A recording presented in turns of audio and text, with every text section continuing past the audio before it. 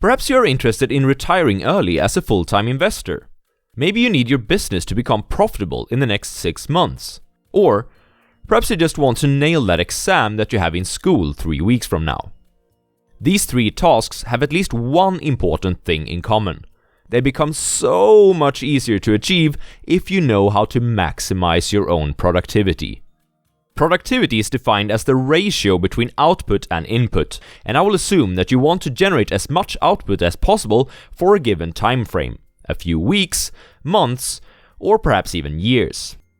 In this video, we shall have a look at 5 different types of activities in something that I will refer to as the hierarchy of productivity, and find out how moving between these will help you in boosting your output over a given time frame tremendously. This is the Swedish Investor, bringing you the best tips and tools for reaching financial freedom. Usually through stock market investing, but sometimes through related topics too. At the top of the food chain in this hierarchy, we have the most useful activity to increase your productivity, which is leverage. I'll start at the top because, perhaps counterintuitively, I think that the most important lessons from this hierarchy are at the bottom, because yes, I'd love it if you'd stay for the whole video. First, let's define productivity mathematically. Think about this rectangle as a representation of your productivity. One side symbolizes your effort, as measured in the number of hours that you put into your work, whether that is investing, creating a business, or studying for an exam. On the other side, we have what I call leverage, basically how powerful those hours that you put in are. If you multiply your effort with your leverage, you'll get your productivity over a given time frame. Let me tell you a quick story to illustrate this. Henry and Mark are 2 brothers who are both in the lemonade business. Henry works 10 hours a day, every day of the week, at his own lemonade stand, which he put up just outside his garage. He makes $10 an hour doing this, and so his income is something like $3,000 a month. Not too shabby, but 10 hours a day is tough. His brother Mark is not working as much. He does something like 5 hours a day. On the other hand, Mark has developed his own brand, Lemonade, which he sells as a thirst extinguisher at basically every convenience store in the country. He has outsourced all of the production and distribution of his product. Mark makes $1 million per month. Now, you'll realize that Henry cannot possibly work so many hours that he can beat Mark in monthly income. That's because effort in the productivity equation is capped, while leverage is not. That's why activities which are likely to boost your leverage are at the top of the hierarchy of productivity. The investor will be able to retire much earlier from his portfolio if he knows how to make a 20% return per year rather than the market average of about 8%. Or, even better, if he is allowed to manage money of those who are already wealthy. The entrepreneur will have a profitable business really quick if he has skills that are highly marketable and if he has been able to identify a business with high profitability and low competition. Outsourcing and hiring people qualifies as leverage activities too. For the student, improving his studying technique is one way to increase his leverage. Perhaps through learning how to summarize stuff well, or getting a hold of old exams or summaries from people who have done the course before him. Abraham Lincoln was quoted as saying, "Give me 6 hours to chop down a tree, and I will spend the first 4 sharpening the axe." Leverage activities are those that sharpen your axe. Next up among the activities in the hierarchy of productivity are those that I call primary. We are still at the activities which improve your productivity score at the moment, but we'll soon get to the negative ones too, which are at least as important, because as both you and I know, life is full of distractions. Primary activities are those that you'd say belong to the daily grind for that particular activity. For the investor, it might be searching for individual stocks that are likely to overperform. For the businessman, it's probably administrative stuff, decisions that don't come with a high impact. And for the student, yeah, it's sitting on your butt studying the subject that you are required to. Going back to our rectangle and the mathematical definition of productivity, your primary activities are your effort in this equation. Even though we've concluded before that leverage is more important than effort, leverage with no effort is still going to yield you 0. And effort is a fairly simple way of getting perhaps 2 to 3x your productivity, if you weren't too dedicated before. So, naturally, it is very important to be able to spend as much time as possible doing your primary activities. If you have ever tried to keep up a high effort over a long period of time, you've probably, just like me, realized that you are not a machine, no matter how much you wish you were. I've crashed and burned on multiple occasions while building this YouTube channel, and I did so even more previously when I studied industrial engineering and management at university. I find it pretty much impossible to allocate all my time towards only leverage and primary activities over any longer duration of time. One must learn to negotiate with himself when motivation is low. When this happens, there are 3 types of activities that you can retreat to. I call them support, breaks, and timesinks. It is very useful to be able to distinguish one from another if you want to keep up your productivity.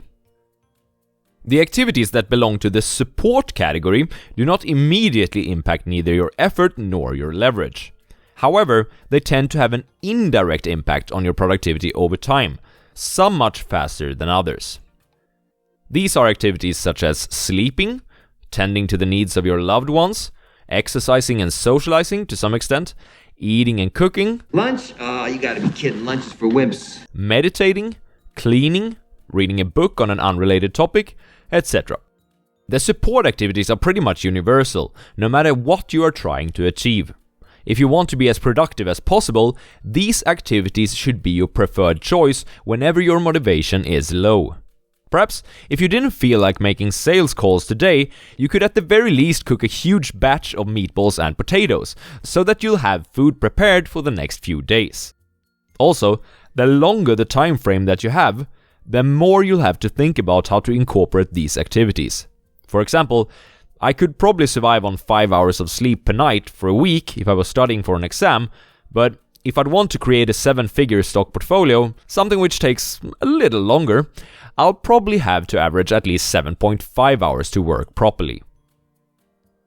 Sometimes even a support activity seems like much of an ask, and then you must renegotiate with yourself so that you at least choose a break over a time sink. Both of these types of activities are completely useless for your productivity. They do not count towards neither effort nor leverage in our equation. Nope, not even indirectly. Rather, they are going to detract from your effort, but they differ in how much they are expected to do that. A break is just what it sounds like. It's a temporary unproductive activity. A few of my own favorite ones include watching a movie with an IMDb rating of above 8, going on a vacation to a country I've never visited before, and powerlifting. When trying to distinguish between a break and a time sink, you must consider 2 variables: how repeatable they are and how much dopamine they produce. Something which is less repeatable and produces less dopamine would be considered a break. It is not as troublesome as a time sink, as it isn't as likely to become a non-productive habit. Watching a movie may produce a lot of dopamine, but it is not very repeatable. If you set up some standards, there's only a limited number of movies out there that would interest you anyways, and rewatching the same movie comes with some diminishing returns. Going on a vacation, I'd say, is quite low on dopamine, and it is also quite expensive, so there are limits to how much you can do it. Powerlifting does not produce a lot of dopamine, so even though it is quite repeatable, you are not likely to do this to such excess that you'll have no time left over to be productive. Any type of sport, and pretty much any type of creative endeavor, are activities that I'd say belong to the break category as well. Compare this to the time sink activities. These are often both pretty much uncapped in how much time you can spend with them, while also being really dopamine inducing, so they are more likely to become new unproductive habits.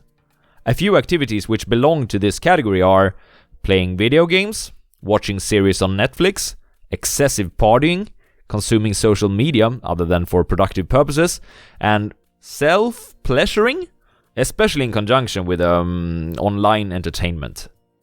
Video games have probably been my own Achilles heel historically. It is possible for me to sit many days straight with games such as World of Warcraft and Hearthstone. The repeatability is in another dimension, and the dopamine rush, although it comes with a diminishing return, is sky high. Always negotiate with yourself before deciding to take up a Timesink activity. Perhaps just a regular break will do it. Then you might be able to get back on track in a few hours, or the very next day. A Timesink activity is by far the most unproductive activity that you can venture into, because it has the highest likelihood of detracting a ton from your future effort. Please note that these are only viewed as breaks or timesinks as long as they do not belong to your primary activity. If you are a professional gamer, obviously playing video games do not belong to the timesink category. And if you're an adult entertainer, well, I guess anything could be considered research. So, to become as productive as possible, you want to increase your leverage whenever there's an opportunity to do so. Spend as much time as possible on your primary activity. Include enough support activities for your time frame. Retreat to temporary breaks if you are feeling down and there's no support activity that you feel like doing. Fight every urge you have to venture into a timesink. Cheers, guys!